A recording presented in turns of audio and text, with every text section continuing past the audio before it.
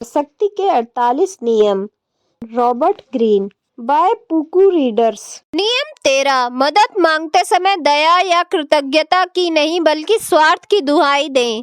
विचार, अगर आपको किसी साथी की मदद चाहिए तो उसे यह याद न दिलाएं कि आपने पहले उसकी कितनी मदद की है या उसके लिए कितने अच्छे काम किए हैं। अगर आप ऐसा करेंगे तो वह आपको नजरअंदाज करने का कोई ना कोई तरीका खोज ही लेगा। इसके बजाय अपने आग्रह में किसी ऐसी चीज की तरफ इशारा कर दें जिससे उसे लाभ होगा। इस लाभ को बढ़ा चढ़ाकर जोर शोर से बताएं। जब उसे यह लगेगा कि आपकी मदद करने के कारण उसका भला हो सकता है तो वह पूरे उत्साह से आपकी मदद करेगा। देहाती और सेब का पेड़। एक देहाती के बगीचे में सेब का एक पेड़ था जिसमें फल नहीं लगते थे। उस पर सिर्फ गौरैया और टिड्डे ही बैठते थे। उसने पेड़ काटने का फैसला किया और हाथ में कुल्हाड़ी लेकर इसकी जड़ों पर प्रहार करने लगा। टिड्डों और गौरैया ने उससे आग्रह किया कि वह उस पेड़ को ना काटे क्योंकि वह उन्हें शरण देता है। उन्होंने कहा कि वे गीत गाकर उसकी थकान कम कर देंगे, लेकिन उस देहाती ने उनके आग्रह पर कतई ध्यान नहीं दिया और पेड़ पर प्रहार करता रहा। जब वह पेड़ से कोटर तक पहुंचा तो उसने वहां मधुमक्खियों का एक छत्ता दिखा जिसमें बहुत सा शहद था। शहद चखने के बाद उसने अपनी कुल्हाड़ी दूर फेंक दी और पेड़ की बहुत अच्छी देखभाल की। स्वार्थ से ही बहुतेरे लोग प्रेरित होते हैं। शक्ति की कुंजी। शक्ति की खोज में आपको बार बार अपने से ज्यादा शक्तिशाली लोगों से मदद मांगनी पड़ेगी। मदद मांगना भी एक कला है।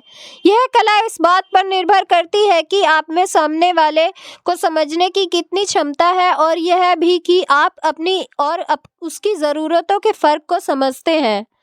ज्यादातर लोग मदद मांगने से सफल नहीं हो पाते हैं क्योंकि वे अपनी ही इच्छाओं और ज़रूरतों में खोए रहते हैं। वे यह मान बैठते हैं कि वे जिन लोगों से मदद मांग रहे हैं वे निस्वार्थ भाव से उनकी मदद करेंगे। वे इस तरह आग्रह करते हैं जैसे उनकी ज़रूरतें दूसरों के लिए महत्वपूर्ण हों, जबकि शायद उन्हें उनकी कतई परवाह नहीं होती है। कई बार वे बड़े मुद्दों को हवाला देते हैं, कोई महान लक्ष्य या प्रेम और कृतज्ञता जैसे महान भाव। वे बड़ी तस्वीर दिखाने लग जाते हैं, जबकि रोजमर्रा की बातों में प्रभावित करने की ज्यादा शक्ति होती है।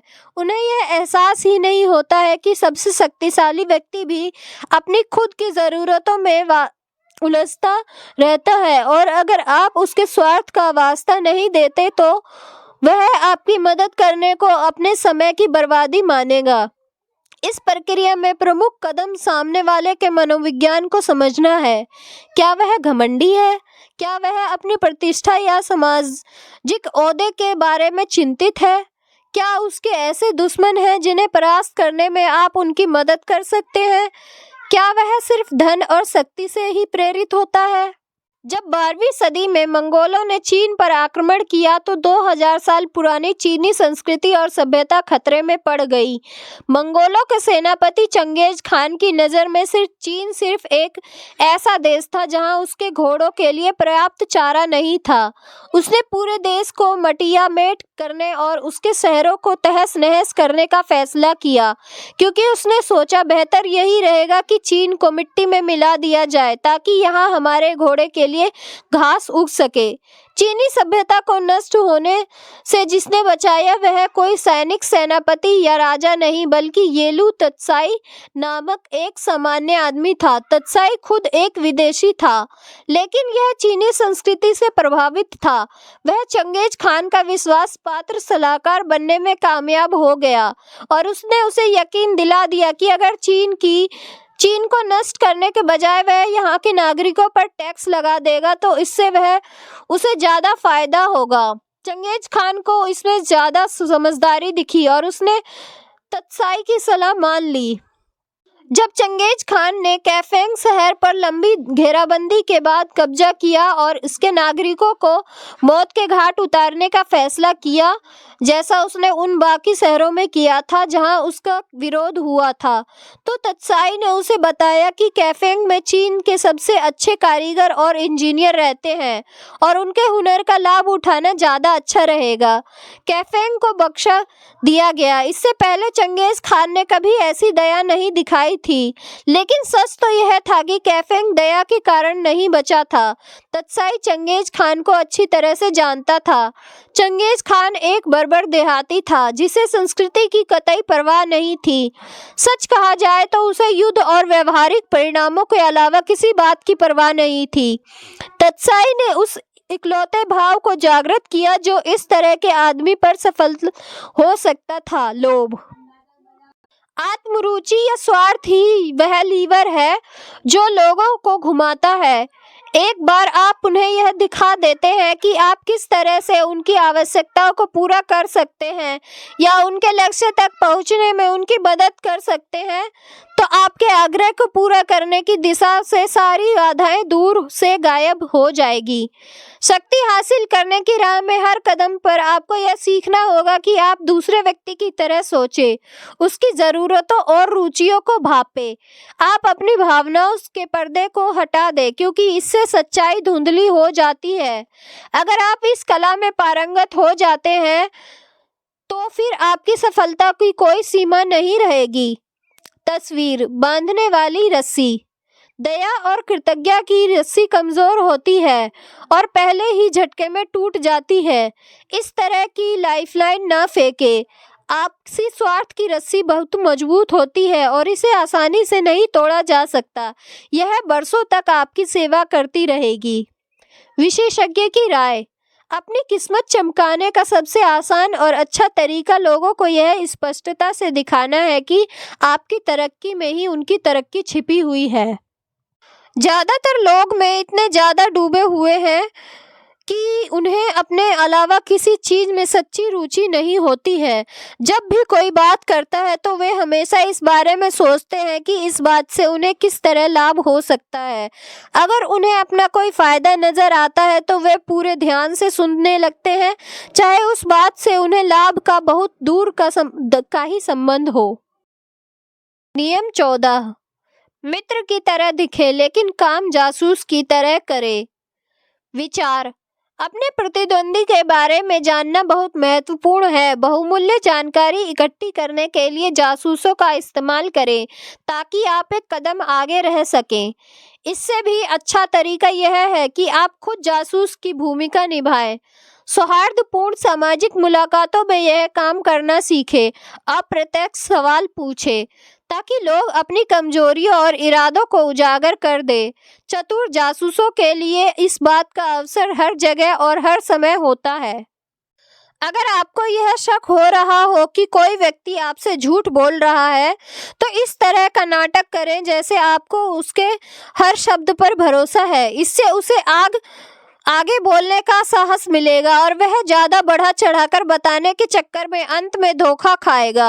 इसी तरह अगर आप देखें कि कोई व्यक्ति आपसे कुछ छिपाने की कोशिश कर रहा है, तो वह इस तरह का नाटक करें जैसे आपको उसकी बातों पर यकीन नहीं है। आपके विरोध से वह उत्तेजित हो जाएगा और आपको भरोसा दिलाने के लिए सच्चाई उगल देगा। जिस तरह से गाय गंध को भांप लेती है, ब्राह्मण धर्म ग्रंथों को और बाकी के लोग अपनी आंखों में दिखने वाली चीजों को, उसी तरह शासक जासूसों को भांप लेते हैं। शक्ति की कुंजी। शक्ति के क्षेत्र में आपका लक्ष्य है भविष्य की घटनाओं पर नियंत्रण पाना। इससे एक बाधा यह है कि लोग आपको अपने सभी विचार, भावनाएं और योजनाएं नहीं बताते हैं।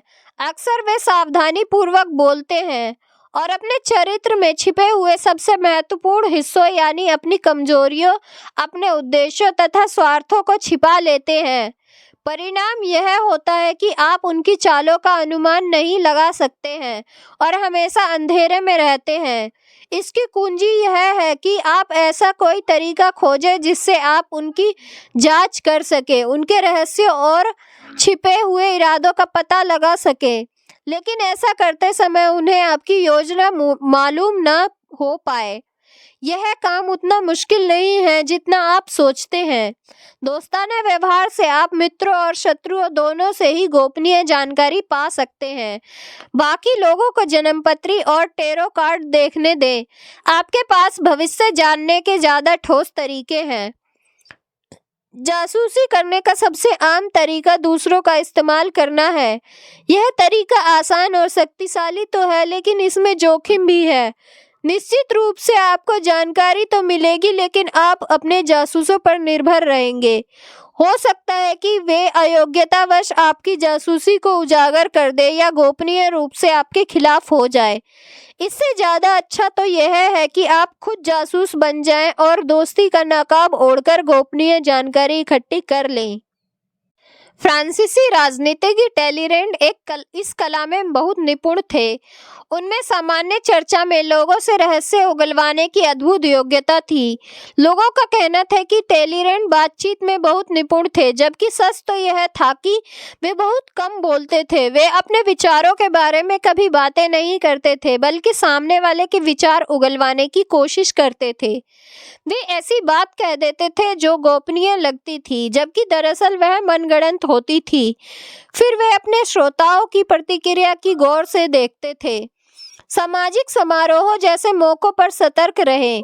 इस समय लोगों का रक्षा तंत्र कमजोर होता है, इसलिए लोगों से बातचीत करके आप उनसे बातें उगलवा सकते हैं। यह रणनीति इतनी जबरदस्त है कि वे आपकी रुचि को गलती से आपकी दोस्ती मान लेंगे। इस तरह आपको न सिर्फ सामने वाले के भेद मालूम चलेंगे, बल्कि आप उसे अपना समर्थक भी बना लेंगे।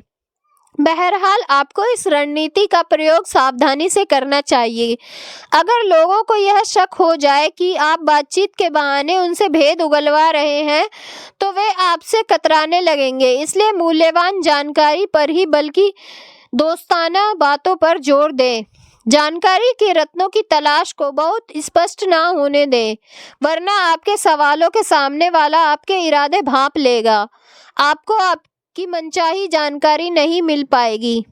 जासूसी के बारे में ला रोशफुको ने इस चाल की सलाह दी है। सच्चाई बहुत कम लोगों में होती है और यह अक्सर सबसे चतुर छलावा होती है। दूसरे का विश्वास और रहस्य हासिल करने के लिए इंसान सच्चा बन जाता है।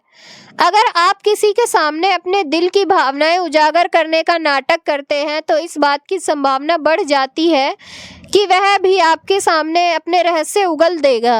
अगर आप उसे कोई झूठा रहस्य बताएंगे, तो बदले में वह आपको सच्चा रहस्य बता देगा।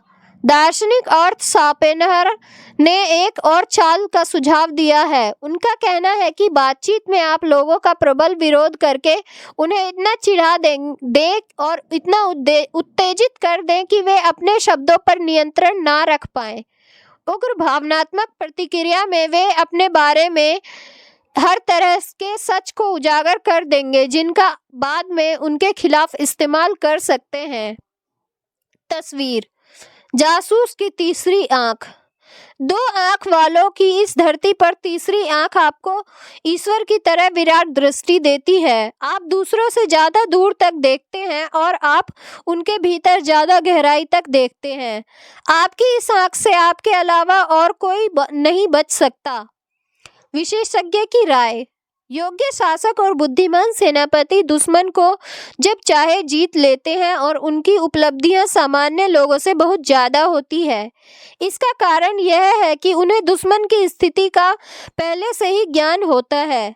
वह पूर्व ज्ञान आत्माओं या देवी देवताओं या अतीत की घटनाओं या ज्योतिष से हासिल नहीं होता है। यह तो जासूसों से हासिल होता है, जो शत्रु की असली स्थिति को जानते हैं।